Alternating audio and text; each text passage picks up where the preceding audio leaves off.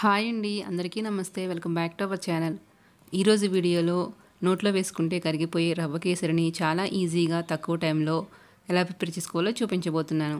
పండగలప్పుడైనా కానీ లేదా మీకు ఎప్పుడైనా స్వీట్ తినాలనిపించినా కానీ క్విక్గా 5 మినిట్స్లోనే ఈ రెసిపీ ప్రిపేర్ చేసుకోవచ్చు. ఇంకా వీడియో స్టార్ట్ చేసే ముందు మీకు నా రెసిపీస్ నచ్చినట్లయితే తప్పకుండా కమెంట్ సెక్షన్లో కమెంట్ చేయండి. మీరు చేసే ఒక్క కమెంట్ అయినా సరే నాకు నెక్స్ట్ వీడియో చేయడం కోసం మోటివేషన్ అండ్ ఎంకరేజ్మెంట్ని ఇస్తుంది. ఇంకా ఈ కేసరి తయారు చేసుకోవడం కోసం ఒక కప్పు బొంబాయి రవ్వ లేదా సుజీ రవ్వను తీసుకోవాలి. రవ్వ తీసుకున్న అదే కప్పుతో నేను ఒక కప్పు బ్రౌన్ షుగర్ని యాడ్ చేసుకుంటున్నాను. మీరు కావాలంటే ఇక్కడ వైట్ షుగర్ అయినా యూజ్ చేసుకోవచ్చు. నెక్స్ట్ ఒక బౌల్ తీసుకుని దానిలో ఒక 3 కప్పుల వాటర్ని యాడ్ చేసుకోవాలి. ఇప్పుడు స్టవ్ మీద ఒక ప్యాన్ పెట్టుకొని దానిలో ఒక 2 టేబుల్ స్పూన్ల నెయ్యి యాడ్ చేసుకోవాలి. నెయ్యి వేడిన తర్వాత ఇక్కడ నేను ఒక 15 జీడిపప్పుని యాడ్ చేసుకుంటున్నాను.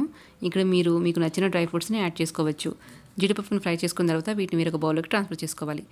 అదే ప్యాన్లో ఒక కప్పు సుజీ రవ్వ లేదా ఉప్మా రవ్వని యాడ్ చేసుకోవాలి. మంటని లో ఫ్లేమ్లోనే ఉంచుకొని మధ్య మధ్యలో కలుపుకుంటూ రవ్వని బాగా ఫ్రై చేసుకోవాలి. ఈ రవ్వ ఫ్రై అయ్యేలోపు మనం తీసుకున్న వాటర్ని కూడా వేరొక స్టవ్ మీద పెట్టుకొని బాయిల్ చేసుకోవాలి. ఇలా రెండు ఒకే టైంలో చేసుకోవటం వల్ల మీకు టైం కూడా సేవ్ అవుతుంది. వాటర్ ఇలా బాయిల్ అయిన తర్వాత స్టవ్ ఆఫ్ చేసుకోవాలి. రవ్వ మాడిపోకుండా ఇలా కంటిన్యూస్గా కలుపుకుంటూ బాగా ఫ్రై చేసుకోవాలి. ఇలా రవ్వ అంతా బాగా ఫ్రై అయిన తర్వాత మంటని లో ఫ్లేమ్లోకి టర్న్ చేసుకొని మనం బాయిల్ చేసుకున్న వాటర్ని కొంచెం కొంచెంగా యాడ్ చేసుకోవాలి. ఒకేసారి వాటర్ని కలిపినట్లయితే పొంగినట్లుగా అయిపోతుంది. అలా కాకుండా ఇలా కొంచెం కొంచెంగా వేసుకుంటూ బాగా మిక్స్ చేసుకోవాలి. ఇలా బాగా కలుపుకున్న తర్వాత రవ్వని బాగా ఉడికించుకోవాలి. ఇలా రవ్వ ఉడికించుకున్న తర్వాత ఇక్కడ నేను కలర్ రావడం కోసం ఒక 2-3 క్యారెట్లని మిక్సీలో వేసుకొని దాన్ని జ్యూస్ తీసి యాడ్ చేసుకుంటున్నాను. దీన్ని ఒకసారి బాగా కలుపుకోవాలి. నేను యాడ్ చేసిన జ్యూస్ అయితే సరిపోలేదండి. దానికోసం నేను ఇంకొంచెం ఆర్టిఫిషియల్ కలర్ని ఒక 1/2 టీ స్పూన్ యాడ్ చేసుకున్నాను. ఇవి ఎక్కువగా వాడటం మంచిది కాదండి. నేను కూడా ఫస్ట్ టైం యూజ్ చేస్తున్నాను, అది కూడా వీడియో కోసం.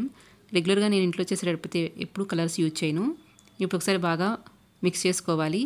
ఈ రవ్వ బాగా ఉడికిన తర్వాత ఇప్పుడు దీనిలో నేను ఒక 1 కప్పు బ్రౌన్ షుగర్ని యాడ్ చేసుకుంటున్నాను.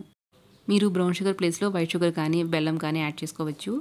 గోధుమ రవ్వ బెల్లం కేసరి కావాలి అంటే మన ఛానల్లో ఆల్రెడీ వీడియో అప్లోడ్ చేశాను. లింక్ డిస్క్రిప్షన్లో ఇస్తాను, ఒకసారి చెక్ చేయండి.